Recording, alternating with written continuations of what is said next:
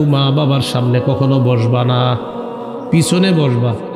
রাস্তায় হাঁটলে পিছনে হাঁটবা, সামনে হাঁটবা না। নিয়ম হলো বাবার সাথে সন্তান যখন হাঁটবে, দিনের বেলা হাঁটলে সন্তান পিছনে থাকবে, রাতের বেলা হাঁটলে সন্তান সামনে হাঁটবে, যেন বাবার উপর কোনো বিপদ না আসে।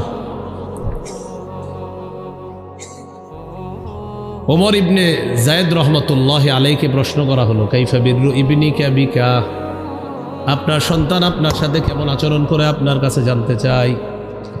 তিনি জবাব দিলেন, মা মাশাইতু নাহারান ইল্লা ওয়া হুয়া খালফি ওয়ালা মাশাইতু লাইলান ইল্লা মাশা আমামি। আমি দিনের বেলা যখন পথ চলি আমার সন্তান আমার পিছে থাকে, আর রাতে যখন আমি পথ চলি আমার সন্তান আমার সামনে চলে। আমি যখন দিনের বেলা পথ চলি আমার সন্তান পিছনে থাকে, আর যখন আমি রাতের বেলা পথ চলি আমার সন্তান আমার সামনে হাঁটে। মাইক চললে আমি মাইক ছাড়া ওয়াজ করবো, কিছু করার নাই, আমি পারবো না। আমি আখির দাও না বলি, আমি পারবো না, পারতেছি না। আমি বারবার আমার ভিডিও আছে মাইক নিয়ে, যে কেন আপনারা এত মাইক লাগাবেন চারোদিকে, আমার ওয়াজের সময় এত মাইক দিবেন না চারোপাশে। এ ব্যাপারে আমার বয়ান আছে, আমার দাওয়াত দিয়েন না। এত মাইক দিলে আমার দাওয়াত দিয়েন না, আপনার পায়ে ধরি আমার দাওয়াত দিয়েন। এত মাইক কেন দিবেন? প্যান্ডেল করছেন কেন? পুরো দুনিয়ার রাতের মানুষের ঘুম নষ্ট করার জন্য প্যান্ডেল করছেন? এত দূরে মাইক লাগাবেন কেন? প্যান্ডেল কেন করছেন সেটা বলেন তো। মাইক লাগাই দেন, যার যা আপনার সবাই বাসায় যান, আমি বয়ান করে দিই, শুনে নেন গরিব বয়ান।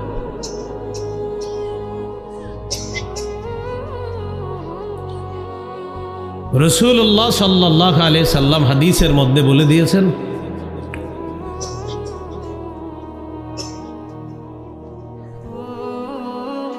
মা বাবার সেবা করা, মা বাবার আনুগত্য করা, তাদের নাফরমানি না করা, এই জন্য মা বাবার সাথে কখনো বেয়াদবির চিন্তা না করা। আল্লাহ আমাদেরকে হেফাজত করেন। তো মা বাবা যদি বার্ধক্যে উপনীত হয়, বুড়া বুড়ি হয়ে যায়, বৃদ্ধ বৃদ্ধা হয়ে যায়, তাদের সামনে উফ শব্দটা বলা নিষেধ। বিরক্তি সূচক কোনো শব্দ বলা যাবে না, বিরক্তি প্রকাশ করা যাবে না, এটা নিষেধ। এরপরে আল্লাহ বলেন, ওয়ালা তানহারহুমা, মা বাবাকে ধমক দিবা না। মা বাবাকে ধমক দিবা না, এর দ্বারা উদ্দেশ্য হলো তাদের সামনে কখনো রাগ প্রকাশ করা যাবে না, চেহারার মধ্যে বিরক্তি ভাব আনা যাবে না। তিরমিজির বর্ণনা, আল্লাহ রাসূল সাল্লাল্লাহু আলাইহি ওয়াসাল্লাম বলেন, আবু দাউদের 1536 নম্বর হাদিসের মধ্যে আছে, সালাসু দাওয়াতিন মুস্তাজাবাতুন লা শাক্কা ফিহিন্না, 3 শ্রেণীর দোয়া ফিরিয়ে দেওয়া হয় না, কোনো সন্দেহ নাই 3 ব্যক্তির দোয়া কবুল হয়ে যায়। 1 নাম্বার দাওয়াতুল ওয়ালিদ, মা বাবা দোয়া করলে সন্তানের জন্য সেই দোয়া কবুল হয়ে যায়। মুহাদ্দিসিনে কেরাম বলেন, দোয়া যেমন কবুল হয়ে যায় তাদের বদদোয়াও কবুল হয়ে যায়। 2 নাম্বার ওয়া দাওয়াতুল মুসাফির, মুসাফিরের দোয়া কবুল হয়ে যায়। 3 নাম্বার ওয়া দাওয়াতুল মাজলুম, মাজলুম যখন দোয়া করে তার দোয়া কবুল হয়ে যায়। 3 শ্রেণীর দোয়া কবুল হয়ে যায়, এতে কোনো সন্দেহ নাই। 1 নাম্বার মা বাবার দোয়া, 2 নাম্বার মুসাফিরের দোয়া, 3 নাম্বার মাজলুমের দোয়া। এই 3 শ্রেণীর দোয়া আল্লাহ কবুল করে ফেলে। এর মধ্যে মা বাবা যদি বদদোয়াও করে তার দোয়াও আল্লাহ বদদোয়াও কবুল করে ফেলে।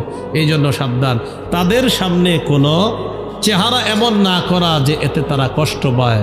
তো আল্লাহ বলেন, ওয়ালা তানহারহুমা, মা বাবাকে কখনো ধমক দিবা না। এরপর আল্লাহ তাআলা বলেন, ওয়াকুল্লাহুমা কাওলান